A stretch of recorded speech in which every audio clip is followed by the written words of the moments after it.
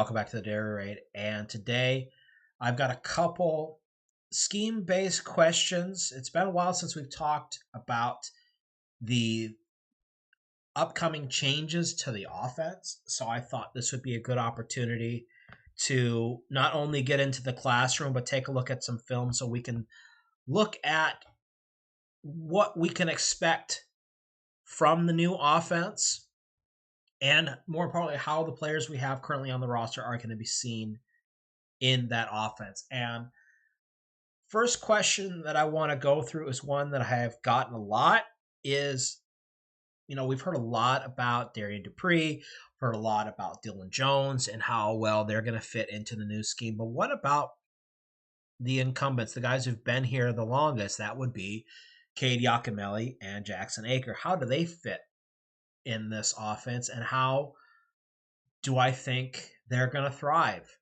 in this system? Well, let's start with Jackson Acker. And the question that I got was, do I see him returning to more of a fullback role in the offense? And I would say to that, yes. I think looking at especially how the offense was ran at Kansas, if you look at Kansas's roster, they had a player listed as a tight end, but if you look at how he was used on the field, he was essentially a fullback, and that is Jared Casey. And the way he was used was very similar to what you would see a traditional fullback in a normal I formation offense was used. They would line him up in the backfield like we have, for example, here, and he would just be a lead blocker. And one play in particular I saw they ran a lot where they would kick out with the pulling guard. They would bring Casey underneath. Everyone else would be down blocking. And then they would just run a little power play. QB would reverse out, and we just give the ball inside to the tailback. And a pretty basic little look here. What we would also see is situations where they would be in a split back, two backs look, and they would use the fullback here as a split flow. So he would come across, and sometimes they would hand off behind. Sometimes they would run the jet sweep off of this action and bring the fullback to the backside. So they used a fullback in a more contemporary modern use. Because again, fullbacks aren't used in a traditional sense anymore, much beyond high school.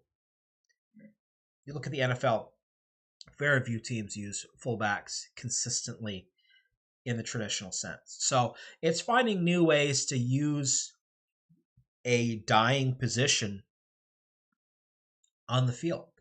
Body type wise, Jackson, I think, fits the Jared Casey role. Casey was 6 feet tall, 245 pounds. And that's basically where Jackson Acker is. I think Jackson Acker, you look at the role that Riley Nowakowski had last year, and I think that's about where you're going to see him used. Jackson Acker, being used this year as a fullback in the new Badger offense.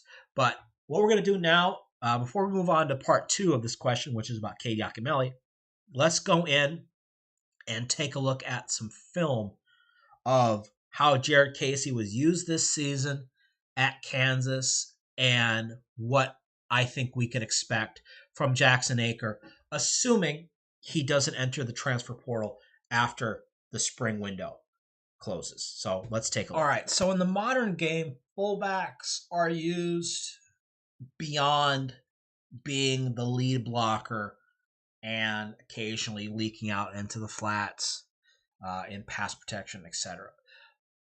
in order for a traditional fullback body type to be incorporated into an offense, they have to be able to be used in different ways to beyond the original scope of the position. So let's take a look at how Kansas uses Casey in the passing game and seeing if this is stuff that we could see Cade Yacamelli doing. So here we got him lined up in the backfield in a two-back set. We're just going to run a little bubble screen.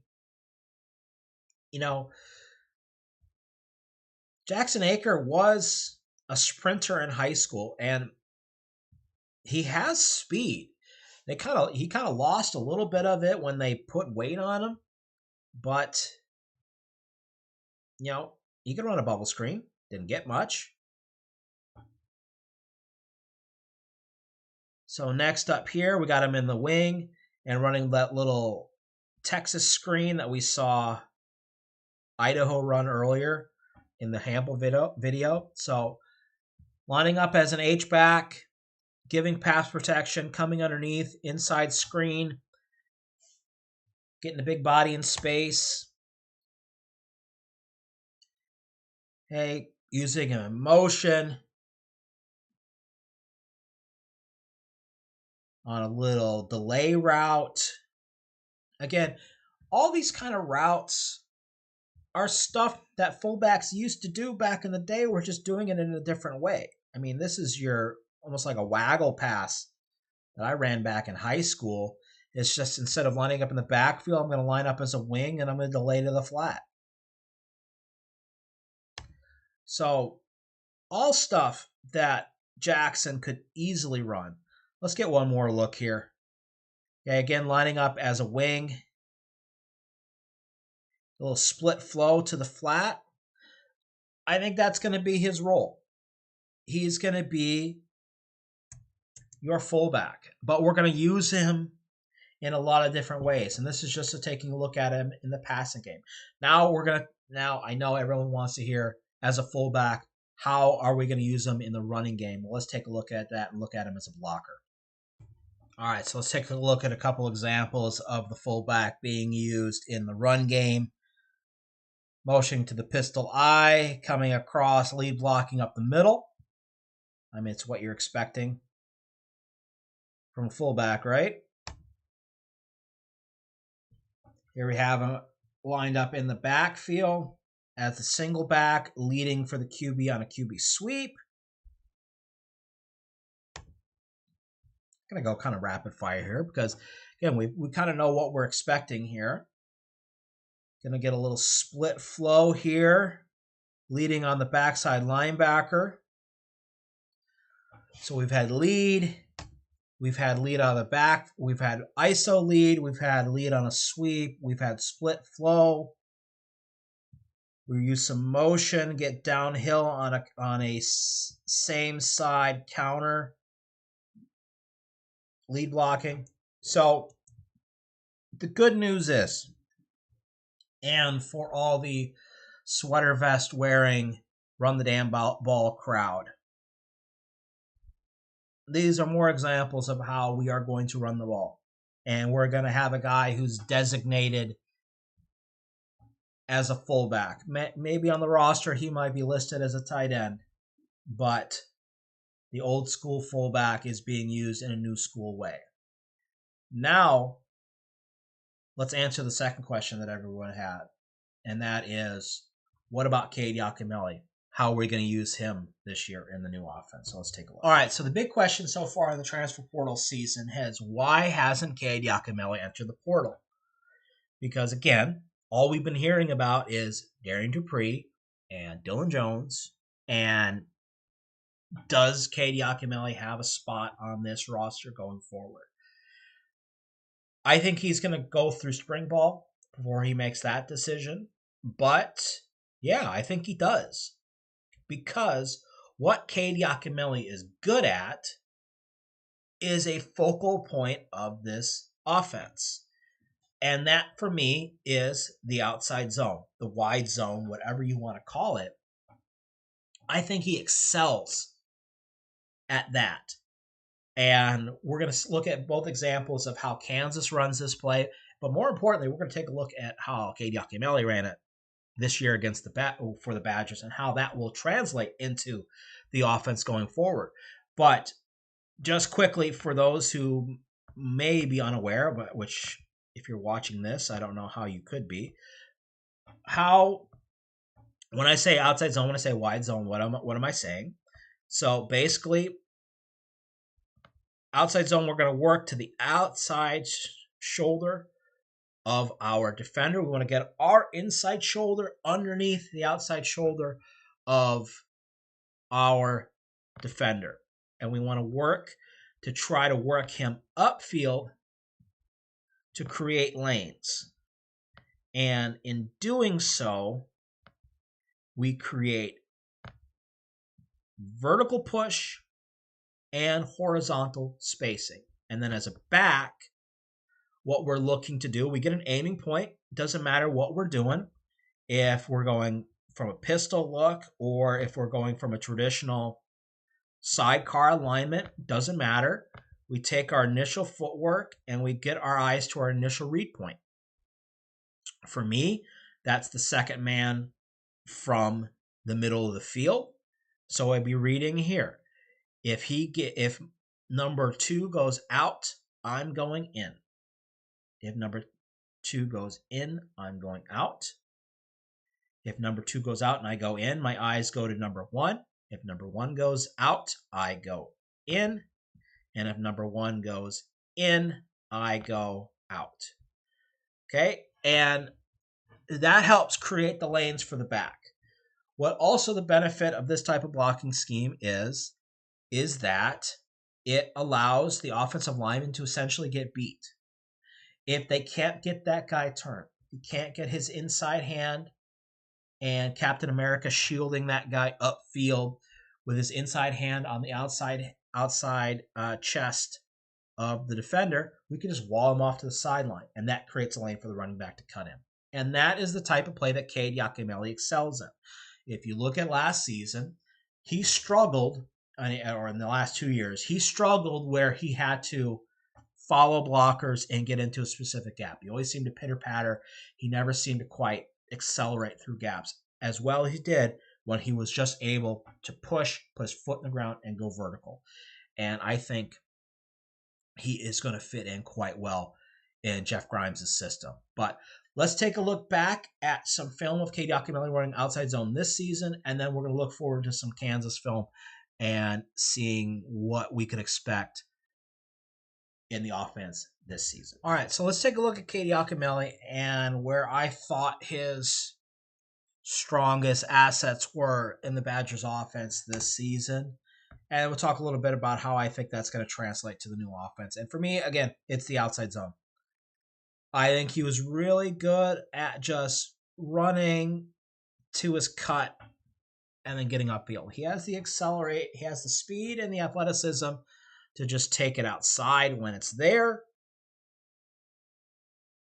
He has the vision to see cuts, the acceleration to get vertical off of those cuts.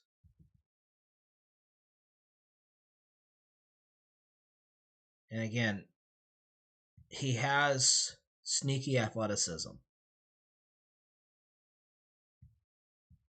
He's able to accelerate. He's able to get around the corner. He has toughness to fight for extra yards. But his game is better suited for the zone game. And I think all we've been hearing and reading and seeing about Jeff Grimes' offense, I think Cade is going to be just fine. But let's take a look at what his role might look like in the Kansas offense, in the new offense, by taking a look at examples of the outside zone in Kansas's offense from last season. All right, so we've seen some plays where Cade excels in the outside zone game. Obviously, he's really good at running the ball in the pistol, but let's take a quick look at him, or take a quick look at Kansas, and see if his role would be the same here in this stuff. So running sidecar as outside zone, it really doesn't change much. in terms of reads. It just changes footwork a little bit. So we're just working square to the line of scrimmage, and we want to plant to get vertical once the cut presents itself. Same concept as the pistol alignment, just a little bit different in the execution.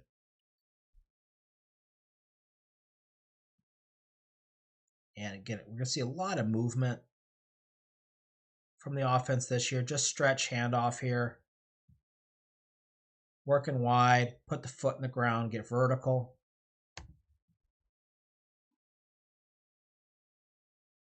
All the stuff that I think Cade Yacamelli would have no problem working. A lot of eye candy in this offense, which I like. Another example here of how Jackson Acker could be used as well with the shift, overload. All right, and then we're going to get a couple pistol looks. Again, they did run pistol at Kansas. He ran pistol a little bit more at Baylor. So I think it's gonna be a big mix. But here we go, just them running a 12 personnel stretch handoff against Arizona State. So the type of plays that Cade Yacamelli would excel in are in the offense. And again, another stretch. Stick the foot in the ground, get vertical. So I think he's going to do well. And I think he's going to be given every opportunity to get quality reps. And could that mean one of the younger backs decides to take a chance and leave in the portal in the spring? Who knows? But I think it's better to have more than one running back capable of running the system than it is otherwise. So, in terms of the running backs coming back, I think there's a spot for all of them. Do the backs have the patience to allow that to happen? Who knows? But the pieces are there, and I think the opportunities are there too. So, all right. I think we're going to cut it there. And we're going to make a separate video on the questions that I had about the passing game, because the questions in the passing games are a lot of what if. And I don't want to speculate a huge amount on what if. I want to present what I see as facts, or at least close to facts. So we'll talk about that in another video. But as always, thank you for watching, and we'll see you next time.